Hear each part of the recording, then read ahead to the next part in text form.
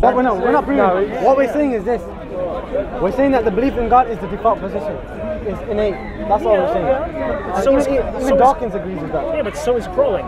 You know, so I get where you're coming from, but there are a lot of things that we do day to day that are important for us. Like we're speaking in a language that we do not know innately. We had to learn this language and be socialized over many years to be able to communicate, even with your own parents. It's like years of learning to be able to get to that. But that's not discounted. Why is there a difference? There's a difference because the belief in God is not learned. That's the point. You're already innate. It's predisposed to believe in it. Whereas the example you gave, you have to learn language. Yes, but you need that to be able to survive in a community of human beings. No, you need language to be able to survive in a community of human beings. Whereas whether or not you believe in God does not make you more survivable. That's the point I'm trying to make. That evolution is what I've heard about infants. Sorry. Yeah, carry on. The thing I heard about infants when we're born, we have only two innate instincts. One is the fear of falling, and the other is the fear of loud noises. Everything else subsequent to that is learned behaviour. Now, you're arguing that this belief or knowledge of a God is innate. And the instinct. The knowledge and the instinct. So the instinct is that we have the desire to worship God, and the knowledge is that we have that knowledge. See, that statement has thrown me because if I argue that now, I'm arguing from ignorance about but that is news to me, so I'll have to go away and try and make sense of what you've said. But I'm arguing looking at baby, I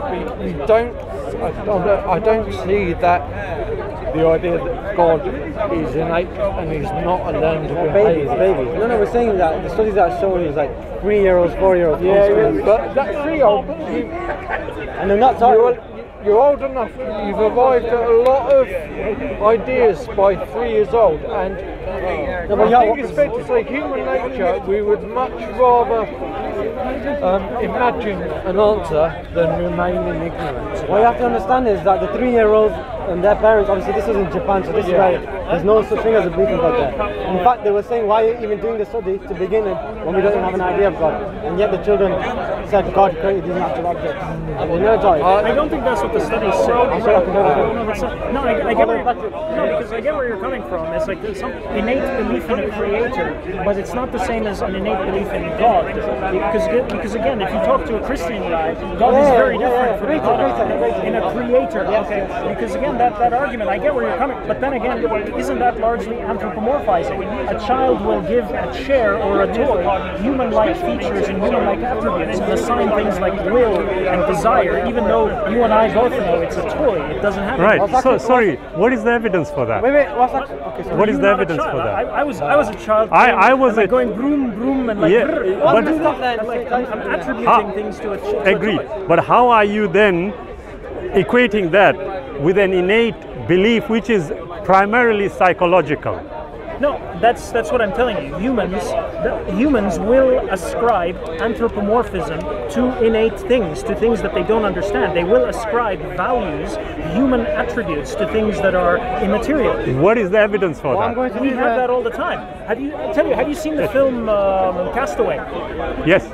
What did the ball Wilson, what was that about? In a sense of isolation, in a sense of where there are things that are not understood. Yeah, sorry. We instinctively ascribe human attributes to them. No, sorry. How old was he? In depicting the individual. He was a 45-year-old Exactly. man. There was a 45-year of experience. That is what you are referring to. No, that's not what I'm referring to. Again, you're putting. Go ahead, please. No, I'm saying it's an innate aspect to attribute human attributes to innate objects. That's what I'm saying. Right. Okay. Yes. Sorry. What's actually interesting, what you just said then, Dr. Justin Barrett, what he actually says here is this, particularly in the first year after birth, children. Who's Dr. Justin Barrett? What's the study about? This is the study where he carried out the research at Oxford University. No, who is he and what's the study about? He's a psychologist. Okay, and what's the study? About the belief in God. Whether it is an innate belief in children or it is acquired. Okay. Listen to what I'm going to say.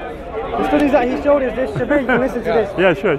Children, Oh, good. children in their first year after birth, children distinguish between agents and non-agents, understanding agents as able to move themselves in a purposeful ways to pursue goals. Now this is where it gets interesting. Not long after their first birthday, babies appear to understand that agents, but not natural forces or ordinary objects, can create order out of disorder. Before children start school, they see the natural world of purposely designed. So they understand and they see this tendency to function and purpose. So what? So they can understand that it's not like natural forces. I get that. I get what the study's saying, but my question to you is, so what? Why are we attributing wisdom to a baby in this condition when we wouldn't attribute wisdom to it in anything else? Why is this condition specific to you? That's fundamentally what the question is. This is a baby, and to you, this many babies, a baby, it doesn't matter. Well, you're attributing wisdom to what is essentially a semi-sentient human being that you wouldn't attribute any wisdom to at all, except in this circumstance. Is it possible that you're looking for confirmatory evidence? Now what we're saying is this, because as you grow older and external influences, your beliefs, your worldview starts changing, or ways of looking at children when they're not influenced by society, so what is the default position? Well, again, that's another aspect. When you're an infant, the level of influence is significantly faster than as you get older. Infants as young, under 3 years old, can identify differences in animal faces, but they lose that ability after a year because the neurons have already, just 1 year, have already lost the ability to identify animals and can only identify human beings. So are you suggesting that? Sorry, are you suggesting that up to 1 year, the neuron connections that were already there had already this innate belief about a supernatural being?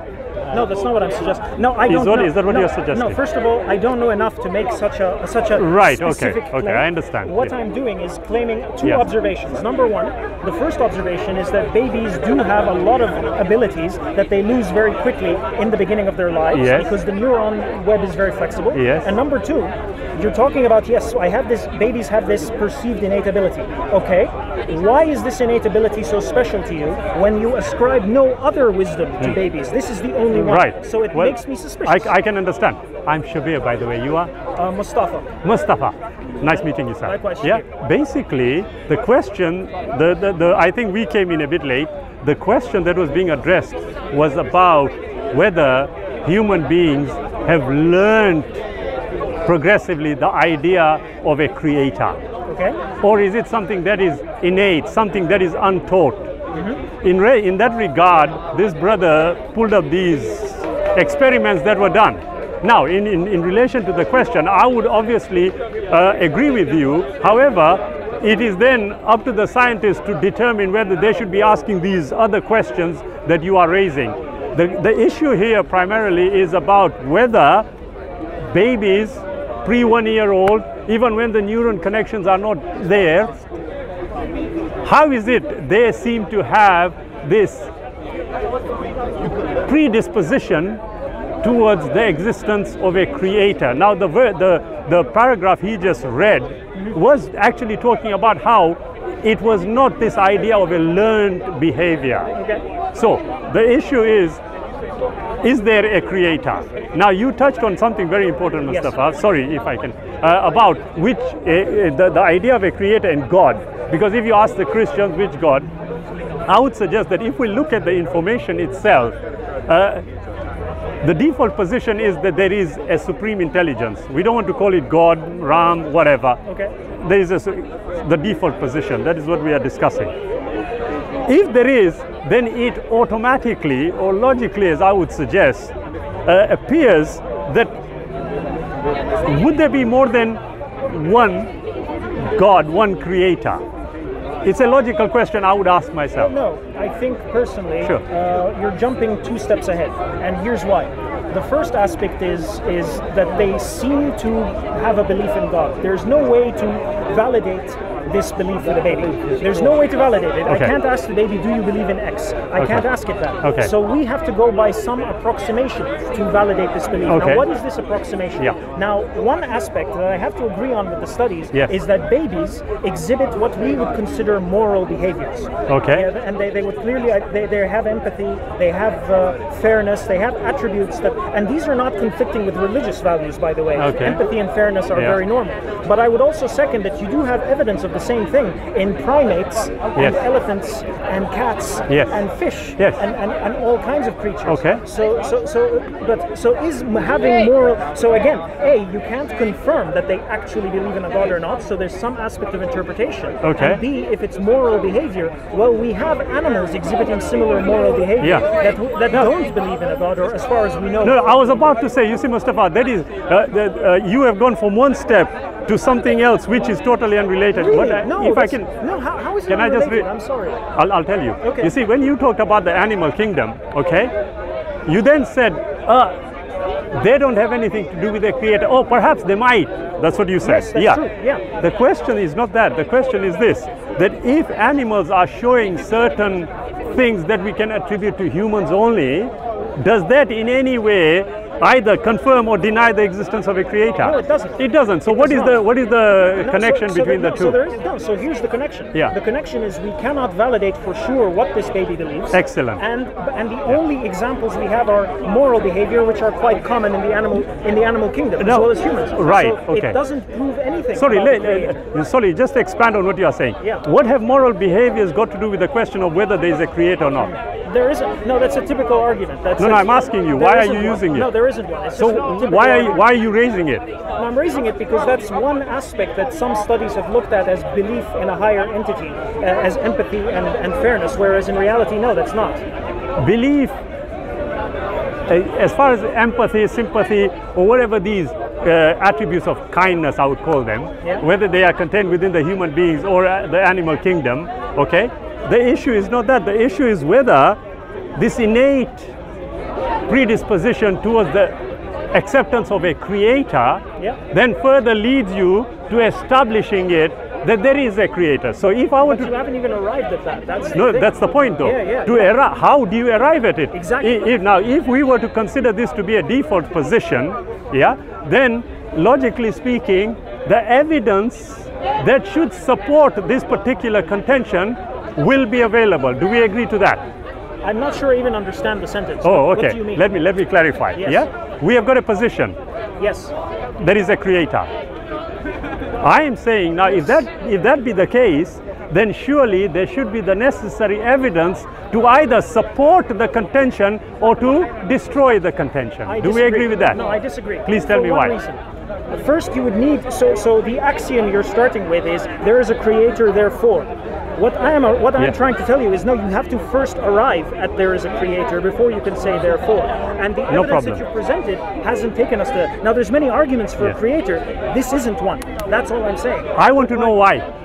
No, because again, and I just told you, and I'm going to repeat it again. Please repeat it. Just because there is no way to confirm what the baby actually believes. Okay. Therefore, it is up to us to infer that the baby believes in a creator, and that's our interpretation of the baby's behavior. Excellent. Okay. So what would the default position be? For what? For whether there is a creator or not. In my position, it's I don't know. Oh, right. Okay. So it's neither here nor there. To commit to this decision with the information that I have is based. It would be personal preference. Of course you can. It's a conversation. We don't know what these children believe. Is that what you're saying? We can't confirm. So we can infer to some extent, but we can't confirm conclusively. No, this child believes in a creator. Right. Yes, if you're talking to a 3 or a 4-year-old, it's already kind of too late. But if you're talking to a 1-year-old, that's a very different discussion. Well, I'm here describing people like children like between 3 to 6 years old. Sorry, can I just ask? Yes. Just going back to what we said, Mustafa, if that child, you are saying there is no way of verifying it. Yes. Now, I am assuming that the tests that were done were commensurate with their understanding. Am I correct?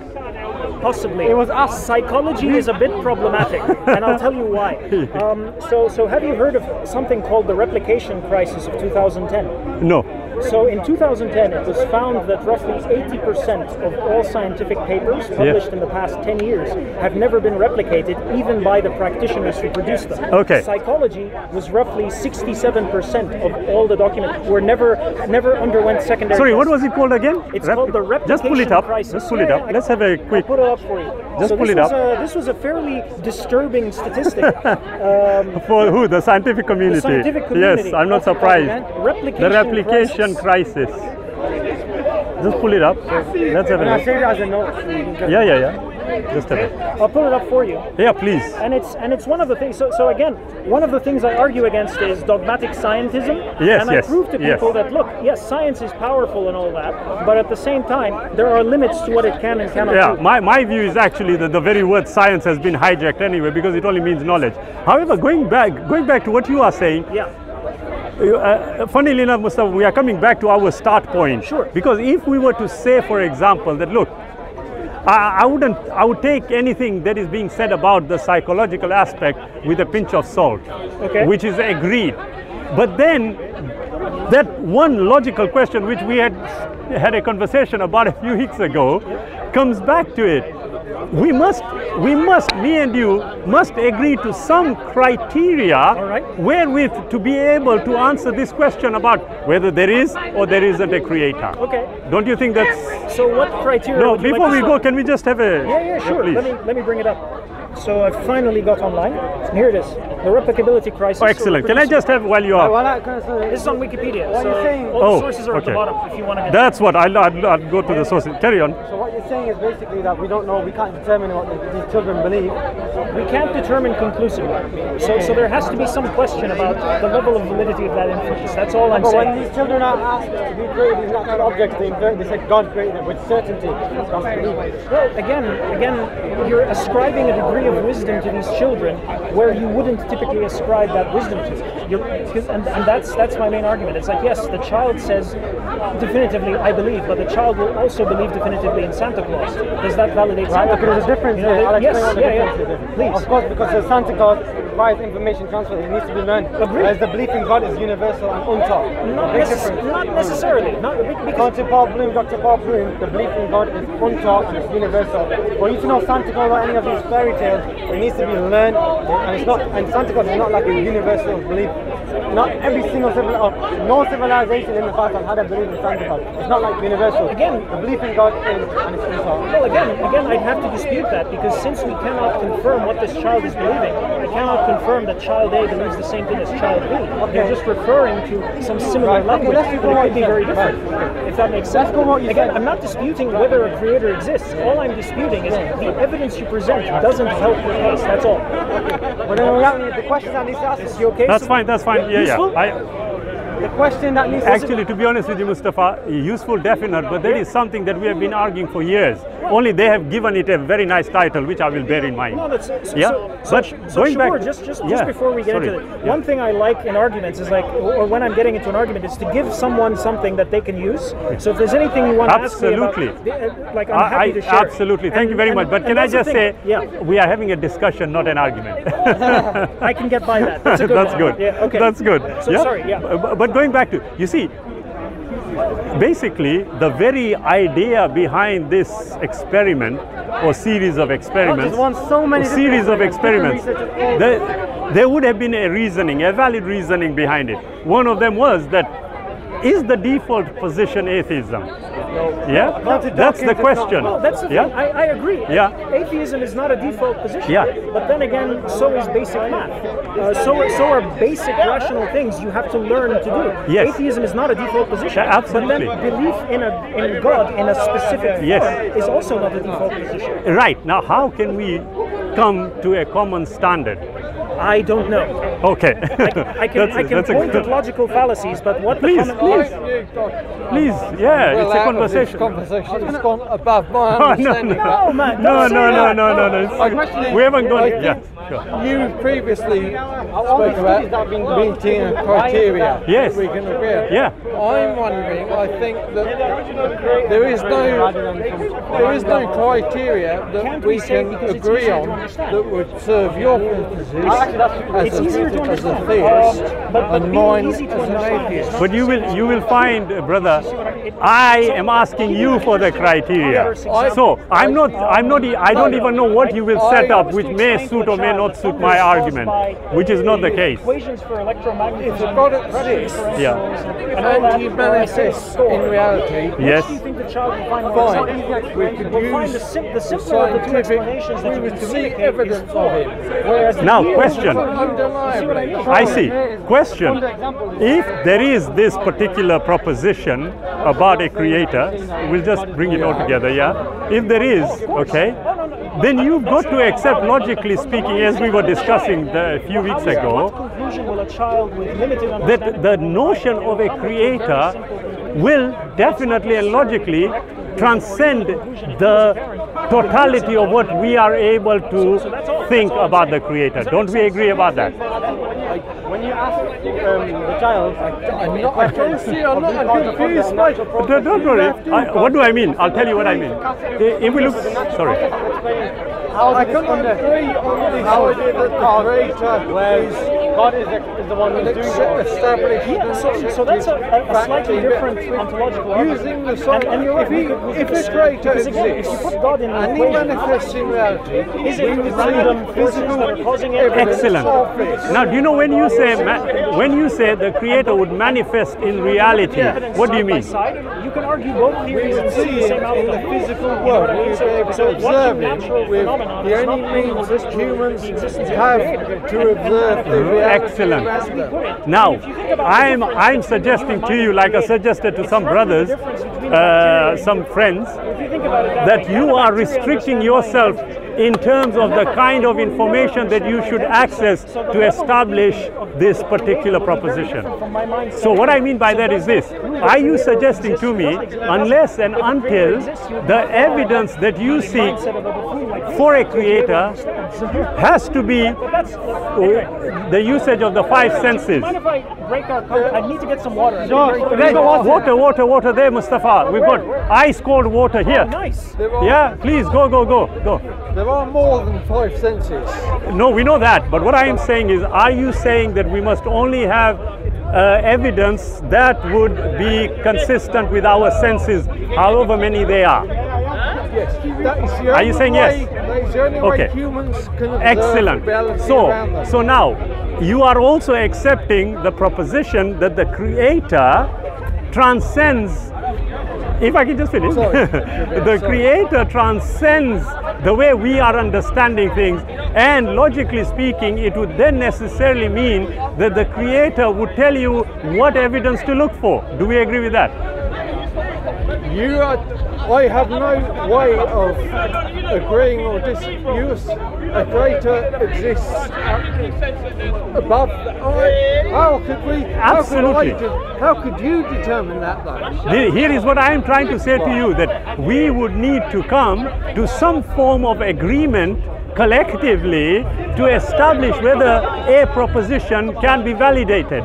So when we were just talking earlier on with Brother Mustafa, basically what I am saying is, look, what is the creator? Like I said to you a few weeks ago, the majority of the world, when they talk about a creator, will tell you that this is an all-powerful creator. Yeah? No one is going to say, well, my creator is a weak one. Okay? So, question. Yeah, he's coming soon. A lot of the popular notion of an all-powerful creator is rather different than the pagan beliefs in the limited gods, the gods of a small g. Yes. I mean, I could say my god is Thunor, the thunder god. Yes. He's not all-powerful. Yes. He's limited. So the concept of a creator god does vary from the belief in an all-powerful creator to the belief in a limited God and the belief in no God. But if you were to talk about the god of thunder, as in the Greek concepts, have they never ever stated that there is one ultimate superior one? They have. Exactly. But now, what I am saying is, look, the mere fact that we are talking about gods with a small g, yes? And God with a big G.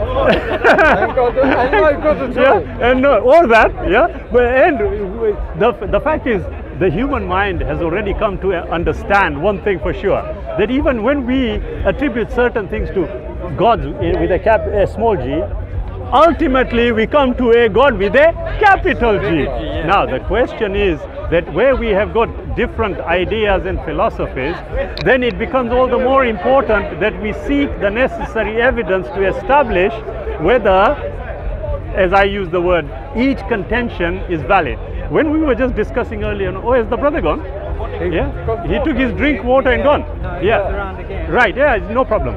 Basically, we have to come to that one conclusion, yeah?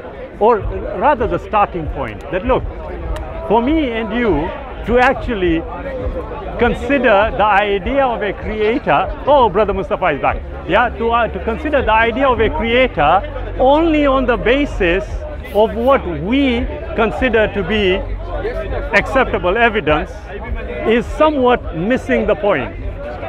That's my contention. You see, as we were just discussing about the innateness of a belief, how can we validate this? As he said, how can we?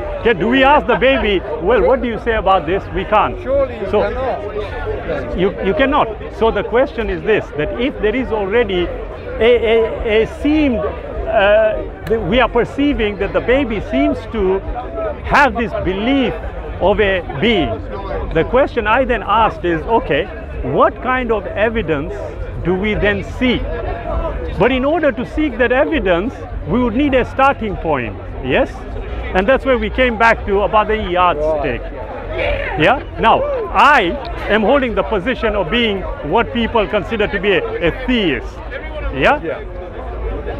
I can turn around and say, okay, Brother Mustafa, Digley, I'm sorry, what's your James, yeah? James and Mustafa, okay, you know what, I will tell you what, there is a creator. And I say, do you know how? Because I say so, and that's my yardstick. Do you accept? Yes. Naturally, you are going to say, no, sorry, mate, I don't accept your position. Yeah? So the question I then always look at is, wait a minute, the brother here has made his position clear. He doesn't know. What's your position? I do not know, is all I can say. Right, excellent.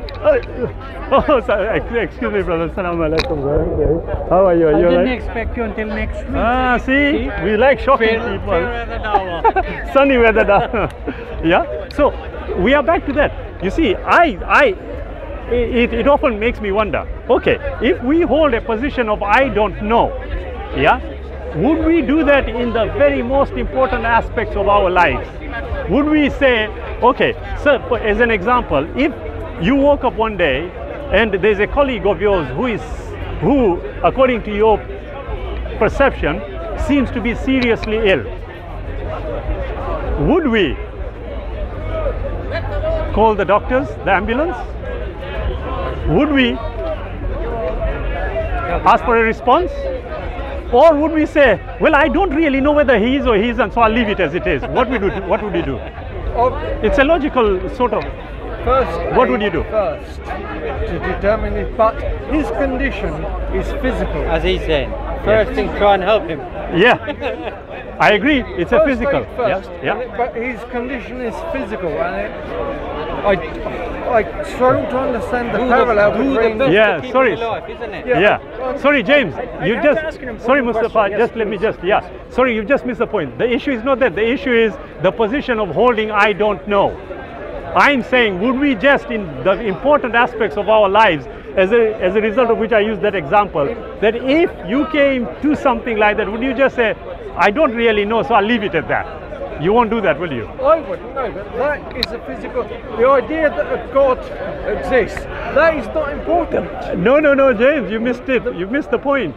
The issue is, your position is you don't know whether there is or there isn't a creator. Yeah, but I cannot draw a parallel. Brother Mustafa's, yeah, no, I'm not drawing a parallel. What I'm saying is, look, shouldn't we as human beings consider that our level of importance on certain questions may be perhaps misguided?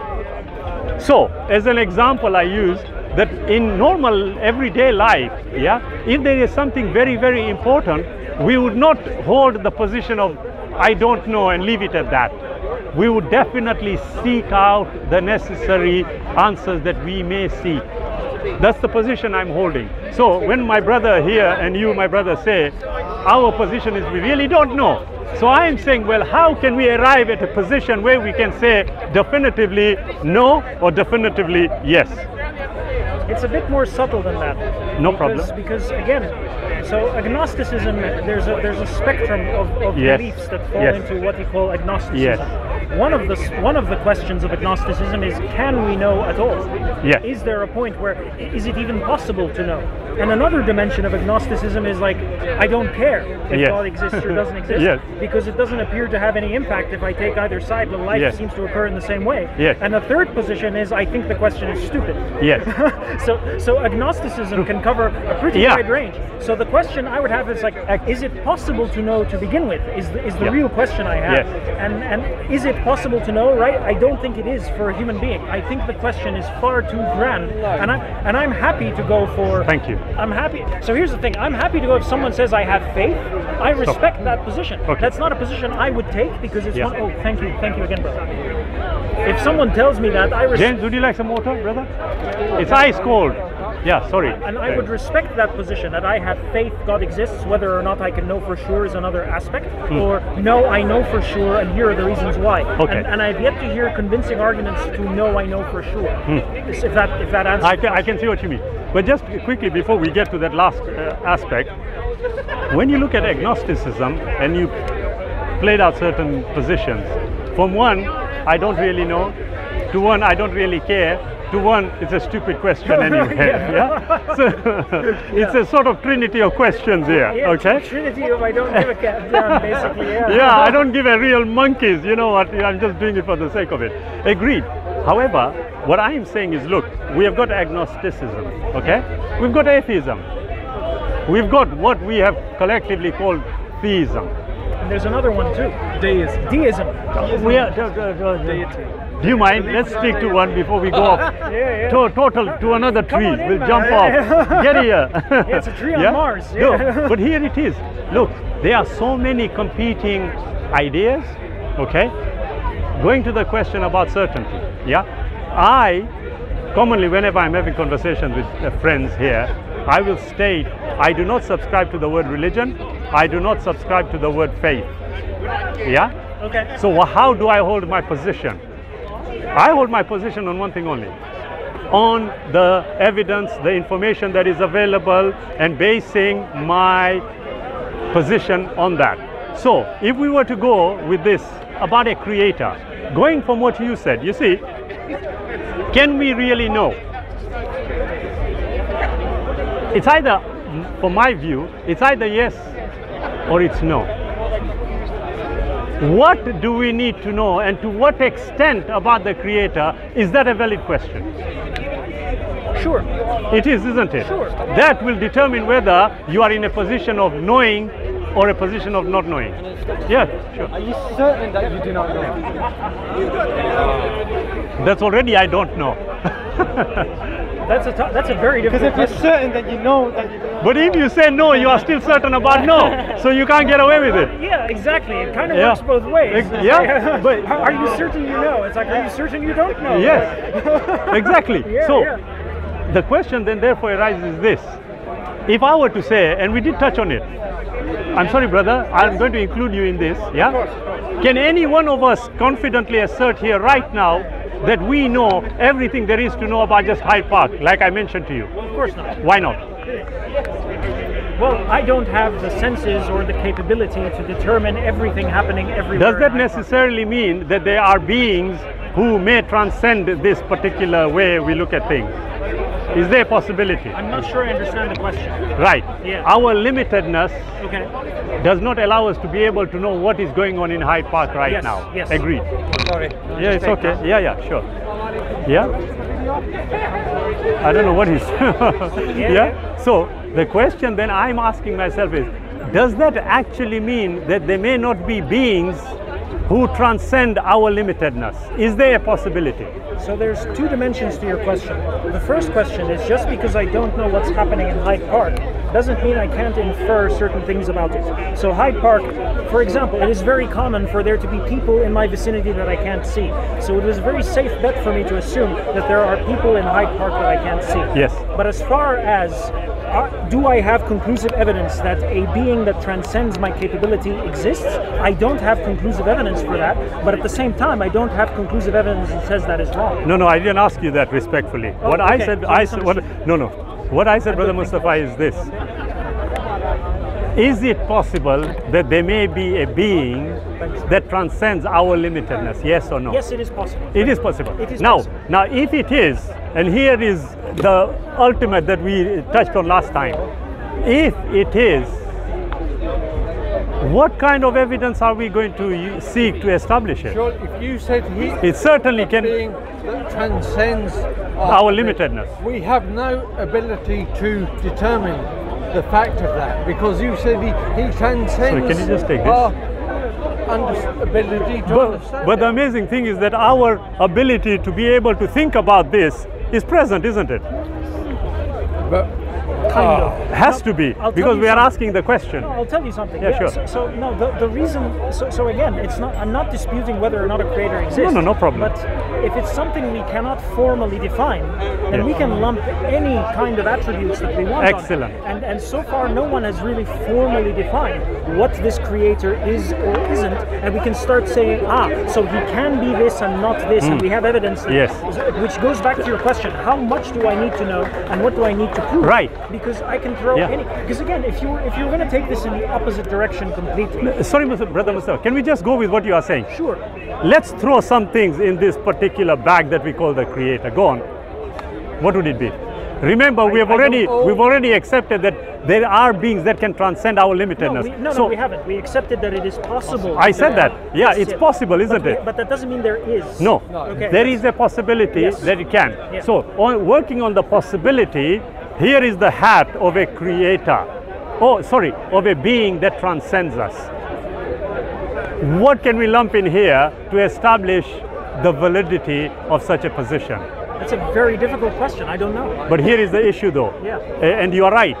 If we are conceiving or at least theorizing about a particular being that transcends our, how can we say, senses, for want of a better expression, or word, if that is the case, then necessarily and logically speaking, if there is a being that transcends our limitedness, logic will dictate that if there is going to be any kind of interaction between the two parties, logic will dictate that the one that transcends is the one that is going to have to communicate with the one that cannot establish the transcendence. Isn't that agreeable?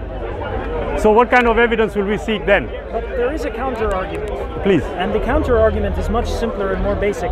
So to give you, one thing I work in my day-to-day existence is with machine learning. It's not, people call it artificial, it's not that intelligent. It's really, it's just programmed intelligence. It's statistics. It's mostly statistics. Okay. And it appears to be making intelligent decisions. So if you're on Amazon, it's giving you the books that went with it. You know what I mean? Yeah.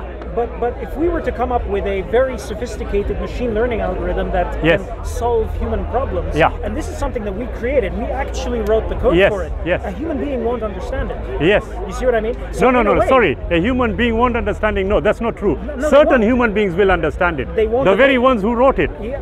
I write them all the time. Right. I don't know. I know how it works mathematically, and then it's like there's this equation, and something happens, and it figures stuff out, and it's like, and I keep doing that until it works, basically. Right. I see. Okay. And the more sophisticated the algorithm gets, the more mysterious its behavior gets. Right. I'm like, when you say the more mysterious, sorry, I'm just quite interesting that area is. Yeah. What do you mean it gets more mysterious? So it starts taking actions that I did not code into it. Such as? To give you an interesting example. Yeah, please.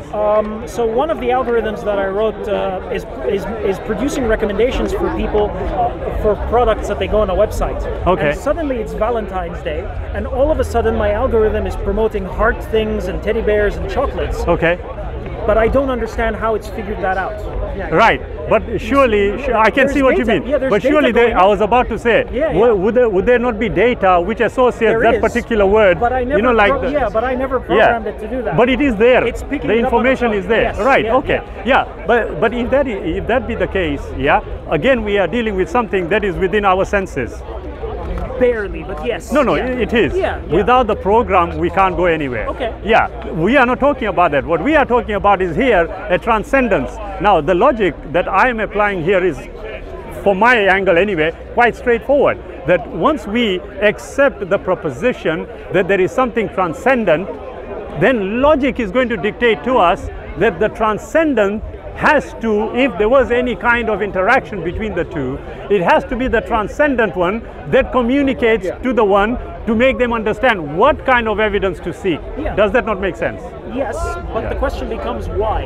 Again, why would the transcendent even bother to communicate with something Here it so is. far beneath it?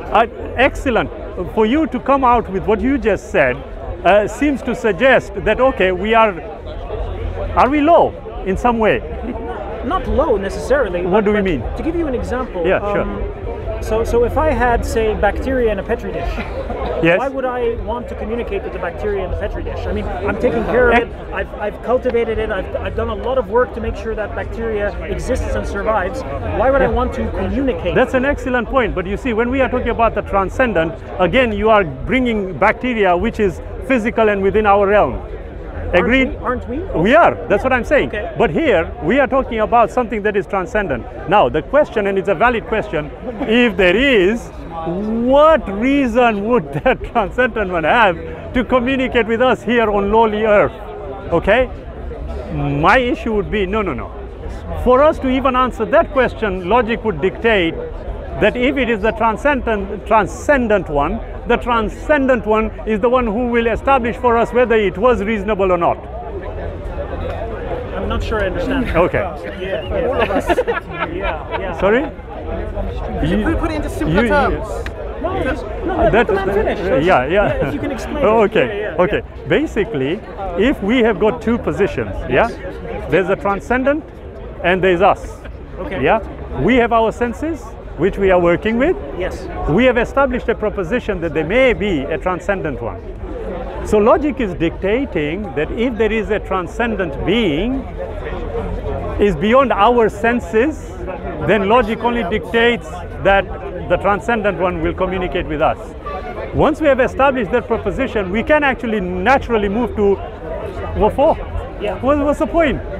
Question therefore arises this, that even that question can only be answered unless and until the transcendent one has communicated with us as to whether there was any validity in the transcendent one communicating with us. I get that. So basically, to use the... Sorry. I've got another explanation for you. Oh, excellent. You're missing. Please. The transcendent being or entity could be one and the same as the immanent. So you're talking about immanence in terms of society, humans, mankind. Humans, But there's another theory that the immanent and the transcendent are one and the same thing. Explain. There's no communication. It's the transcendent entity is the immanent, and the immanent is the transcendent. I can see, philosophically speaking. That's another point of view, but your point of view is that they're separate. You're talking about duality. I'm talking about non-duality. I can see what you are saying. What I want to know is that if there wasn't any difference, then according to our logic here, we should be able to use a particular human method to establish the existence of this particular one. Right. Can we do that? The existence of this particular one? Yeah.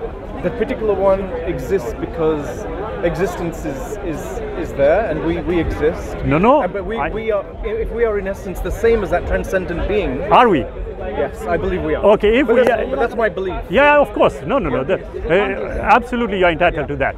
But the issue is, from the philosophical perspective, let's take it further and ask the question here.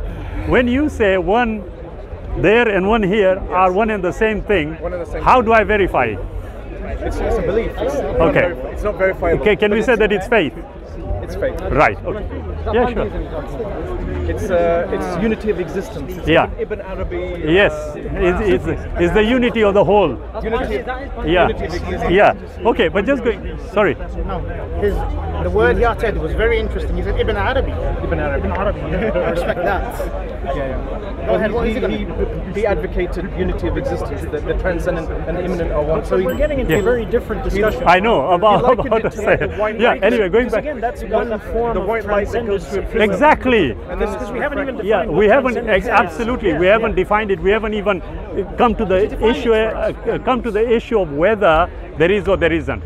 Now, as far as the conversation is concerned, we have come to step number 3. We have accepted, in theory, that there can be one that is transcendent. There can be. Time out. Are we changing it? No, we're not changing it. Yeah, no. There's no change. It's just that because you have to recognize, we said that is the existence of a transcendent, whatever that means, creator, possible? Yes, theoretically. Yes. There is something that is possible. Yes. So we're going to assume that for argument's sake. Absolutely. Now we're assuming that this transcendent being, whatever it is, decided to communicate with man. That is one of many possible actions that this transcendent being can take. And not only that, the reasons. Sorry, Mustafa. Yeah. One of many possible actions. What other actions could this transcendent one take? Not communicate, not at all. Well, again, like I just said, the logic would fail here unless and until, because we are dealing with a transcendent being, again theoretically, we are dealing with a transcendent being, unless and until the transcendent being informs us as to whether there is any validity, it won't go anywhere for us about communication. Again, no, because whatever we discuss is going to be purely speculative unless and until verification can come. So we are, for argument's sake, that there is a transcendent creator. That transcendent creator has decided to communicate to humanity and will inform humanity of the reasons that it's communicating in a way that a human can understand. Correct. That's your position. Correct. No. What I'm saying. I personally would say it's creator. I don't believe in created and creator. Okay. Everything is just creator. See, our awareness, our rationality or our reasoning is one and the same as the transcendent rationality, reasoning, awareness. So the fact that we can rationalize, reason, are aware, can be explained that the transcendent being that you're talking about also has the same. So they're one and the same thing. You can't separate the two. It's non-duality.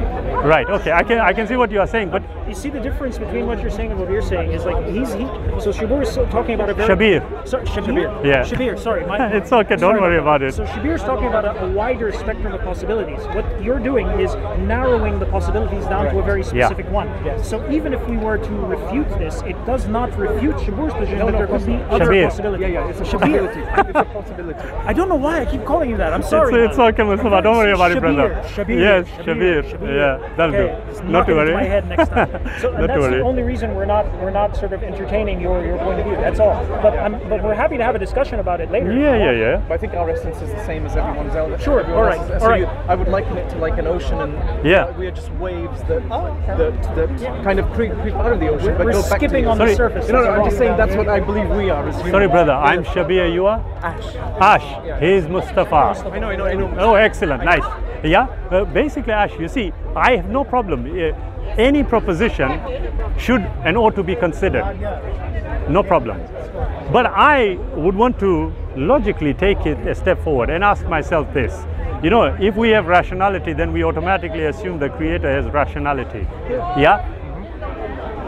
Generally speaking, it's not only that, but before we go that, I would suggest that when we talk about rationality, we are talking on a general level. Am I right? Yes. We are, aren't we? Yeah?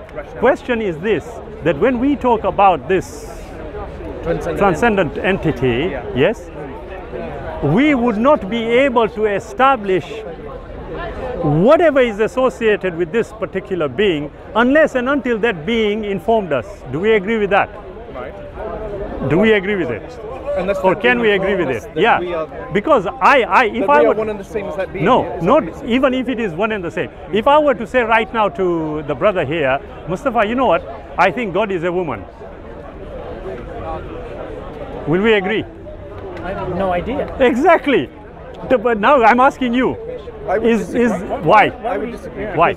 Because you, in my view that unity of existence, that man, woman are one and the same as that transcendental entity, yes, then it would make sense or logic that transcendental entity doesn't have a gender. Why? Because we are manifestations of that transcendental entity. So we are female, male. Sorry, when you say manifestations, are you saying that we are that we essence, are our essence? I'm not talking about. Yeah, of course. Our body well, is just. I would suggest. I'm so glad you pointed that out. You see, if we were to suggest that there is an essence to the human being or to life in general, yes, and we have been defined as male and female, then it would be for a purpose. Yes. How would we communicate that? What our purposes how would that being communicate for our purposes? That's just for our procreation. How do we know? Well, because we procreate to, we create children, we perpetuate the species by procreation. Right. Excellent. So that has to occur. Excellent. So if we logically take that forward, Ash, does that mean that we can be justified in what we would call a criminal activity because it is ingrained in us? I think you guys are jumping to... No, we'll bring it back. Okay. Yeah. Are we agreed? Criminality. That's yes. a different subject. That's no, it isn't. It's all... If there is a unity of the whole... Morality. You're talking about morality and sin. I'm talking about a transcendental being and us. Yes. Are you associating that same kind of understanding and rationality to the Creator, including criminality? That's a good question. That's what I'm asking. No. The transcendental entity, there's no perception of good and evil now. Why? Because good and evil are manifestations of that transcendental entity. So there is criminality involved. If there isn't good, there can't be bad. So there's the diametric opposites. I'm so glad, Ash, you brought this in. You see, we are only trying to establish if there is one, and we've gone into exactly. How this is related. I'll tell you how, Mustafa. The concept, if his understanding, because because to me it's a slightly simpler and more, not simpler. It's not about good and evil or I'll put it to you this way. Yeah. If you could only observe reality in 2 dimensions, that you can only observe things in X and Y, a third dimension would be outside your realm of capability of understanding. Whereas if like a human being, X, Y, and Z, you can identify nuances in 2 dimensions. Yeah.